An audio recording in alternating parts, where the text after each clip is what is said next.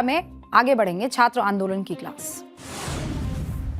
गांव छोड़ब नहीं, जंगल छोड़ब नहीं, माए माटी छोड़ब नहीं, लड़ाई छोड़ब नहीं। झारखंड के रांची में कल रात से लगातार मधु मंसूरी हंसमुख का ये जो प्रतिरोध गीत है वो गाया जा रहा है। 23 दिन के आंदोलन और कई छात्रों के अनशन पर बैठने के बाद सोरेन सरकार ने छात्रों की 2 मांगों में से एक को मान लिया है। सीएम हेमंत सोरेन ने बयान देकर बताया कि जेएसएससी सीजीएल की परीक्षा रद्द करने का फैसला ले लिया गया है। टीडीपीएल एजेंसी ने जो भी एग्जाम कराए हैं उन्हें रद्द करने का फैसला ले लिया गया है। 2014 से लेकर अब तक हुई सभी परीक्षाओं की जांच कराने की बात कही। जेपीएससी जेएसएससी में रिफॉर्म के लिए आईएएस अमिताभ कौशल के नेतृत्व में एक टीम बनाने का ऐलान भी किया, जो अलग अलग संस्थाओं में साथ मिलकर रिफॉर्म के लिए काम करेगी। अनशन पर बैठे देवेंद्र महतो ने कल देर रात अपना अनशन तोड़ा। अनशन पर बैठी उम्मे हबीबा और राहुल क्रांति ने अपना अनशन तोड़ा, लेकिन छात्रों का कहना है कि अभी लड़ाई खत्म नहीं हुई है, अभी सीबीआई जांच की मांग बाकी है। ये जश्न सिर्फ और सिर्फ शुरुआत है और वो अपनी सभी मांगों को मनवाए बगैर पीछे नहीं हटेंगे। लेकिन एक बात तो तय है होगा, झारखंड के इस आंदोलन ने जन आंदोलन के इतिहास में एक नया अध्याय जोड़ दिया है। आंदोलन क्या होता है, कैसे होता है, कैसा होना चाहिए, जब इस पर विचार किया जाएगा, इसे जरूर याद किया जाएगा। जुग जुग जिए झारखंड के तमाम छात्र, जिन्होंने आंदोलन का असल मकसद और आंदोलन की असली ताकत को दिखाया है। झारखंड के इन छात्रों के आंदोलन को उस फहरिस्त में जरूर रखा जाएगा।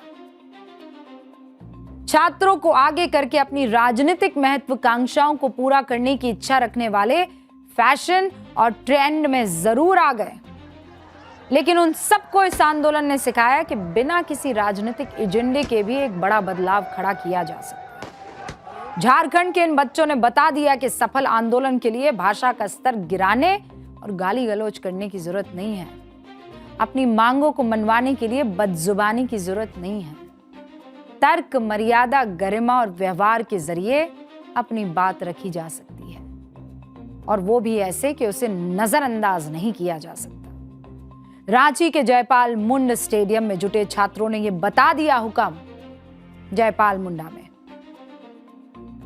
कि आंदोलन की सफलता उसे राजनीतिक इवेंट बनाने में नहीं, बल्कि अपने हक की लड़ाई में डटे रहने में है।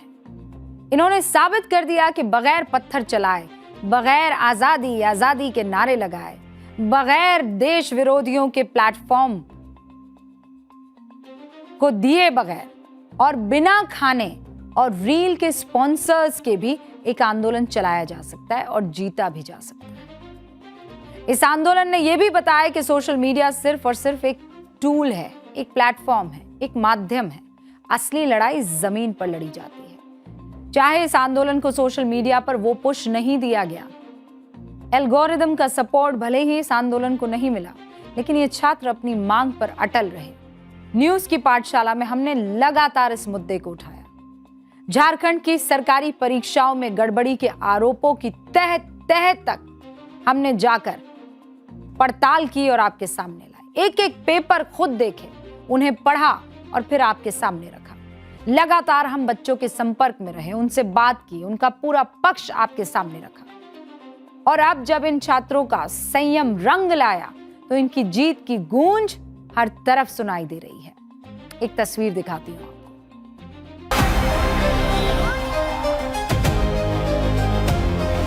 कैबिनेट ने जेएसएससी सीजीएल को भी रद्द करने का निर्णय लिया।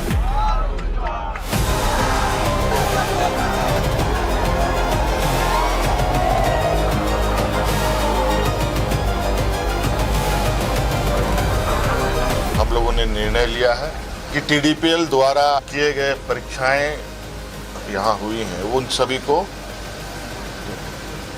कैंसिल किया जाता है, रद्द किया जाता है।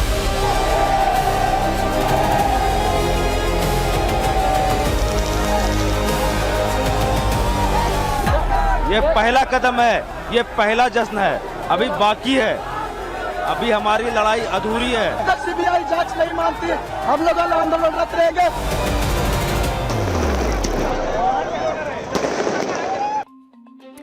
आपको याद होगा धर्मेंद्र प्रधान के इस्तीफे के बाद कॉकरोच जनता पार्टी की तरफ से क्या क्या बयान सामने आए थे। कहा गया था ये तो बस पहला विकेट गिरा है, ये तो सिर्फ शुरुआत है। पीएम मोदी जब युवाओं को एकजुट करने के लिए इंस्टाग्राम पर वीडियो पोस्ट कर रहे थे तो उनका मजाक उड़ाया गया था, याद है ना फ्रेंड्स। पीएम मोदी की पढ़ाई लिखाई, उनके बोलने के तरीके, सब पर किस तरह से कटाक्ष किए जा रहे थे, आपको याद है ना। राजनीतिक और दूसरे मुद्दों के नाम पर कैसे घेरने की कोशिश की जा रही थी, आपको याद है ना। देश के प्रधानमंत्री पर कैसे व्यक्तिगत हमले किए जा रहे थे, आपको याद है ना। झारखंड में कल जब इन छात्रों ने सुना कि हेमंत सोरेन की सरकार ने उनकी एक बेहद अहम मांग को मान लिया है, तो सुनिए उनका रिएक्शन क्या था और कैसा था।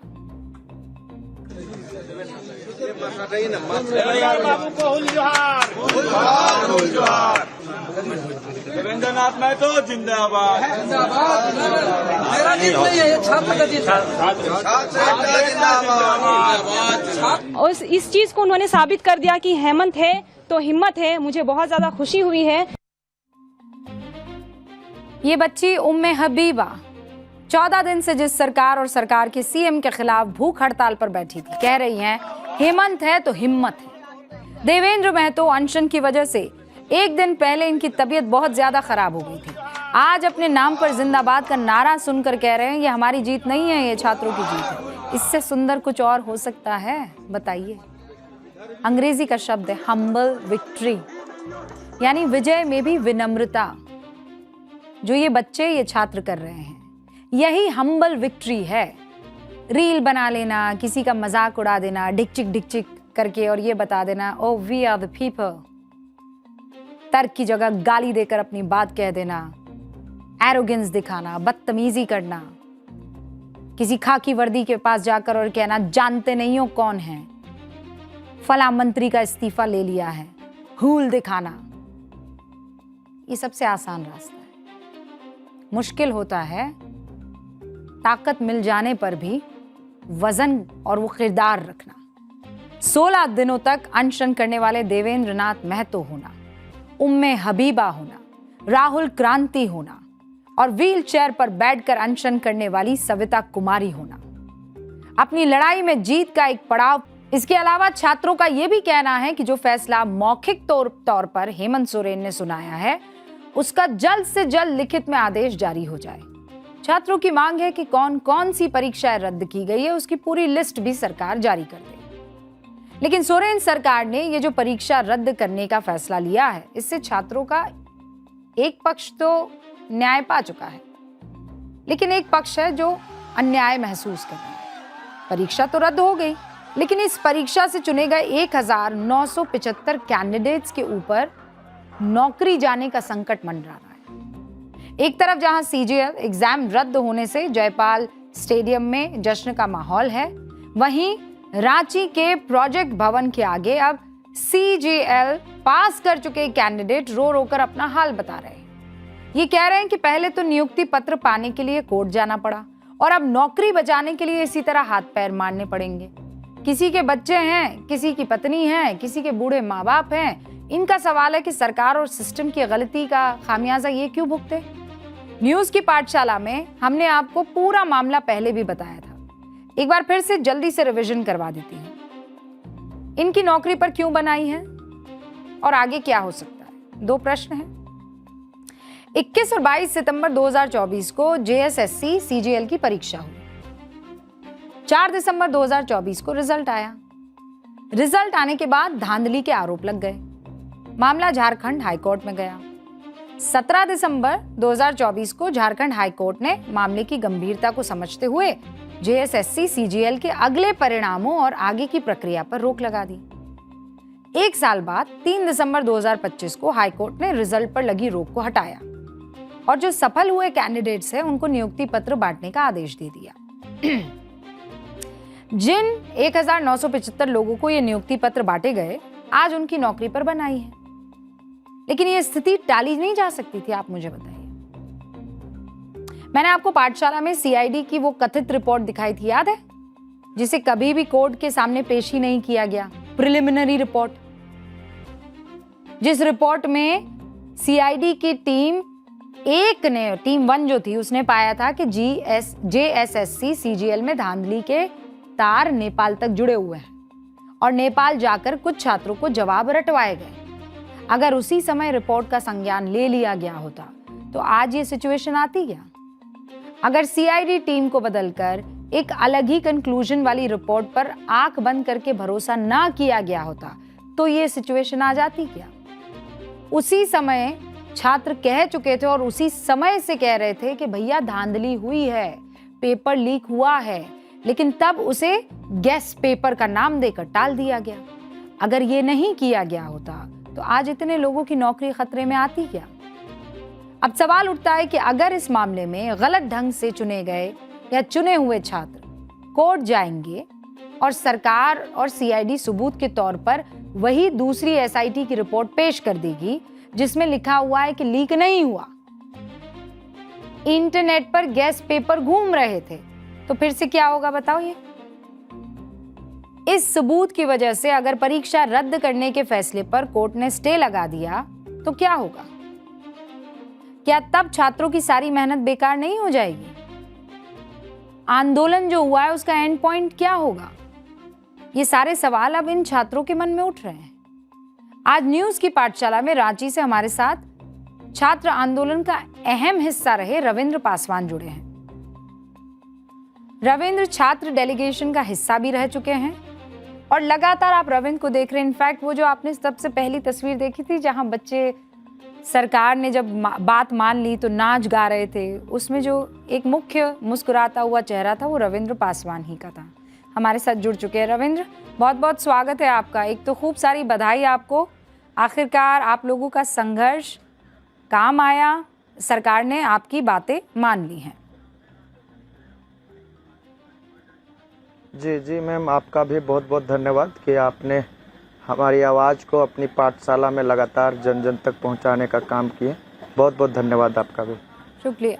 लेकिन अब बड़ा सवाल ये आ जाता है कि आप सीबीआई जांच पर अभी भी अटके हुए हैं और दूसरी तरफ एक और आंदोलन शुरू हो गया है। वो आप ही के साथी लोग, आप ही के सीनियर्स थे जिन्होंने परीक्षा पास की, नौकरी वोकरी लग गई। अब कह रहे हैं भैया अगर सारी परीक्षाएं रद्द हो जाएगी तो हमारी तो नौकरी अधर में लटक जाएगी। हम ये कह रहे हैं कि सरकार ने पहले ही बात मान ली होती तो आज ना आप दुखी हो रहे होते, ना वो लोग जो अब आंदोलन पर बैठ रहे हैं वो दुखी हो रहे होते। जी मैम, हमारी लड़ाई किसी छात्र से नहीं है।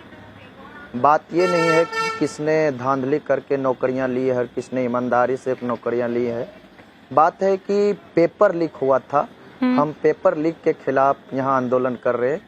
हम जो सो परीक्षा माफियाओं के खिलाफ आंदोलन कर रहे हैं और इन परीक्षा माफियाओं को जो संरक्षण देने का काम कर रहे हैं उनके खिलाफ आंदोलन कर रहे हैं। और लोकतांत्रिक देश में सबको अपने मांग और अधिकार के लिए जो है सो अपने अपने तरीका से आंदोलन करते हैं। हम उन छात्रों पर कुछ टिप्पणी नहीं करना चाहूँगा। हमारी जो मांग है उन मांगों पर हम अभी भी अडिग है।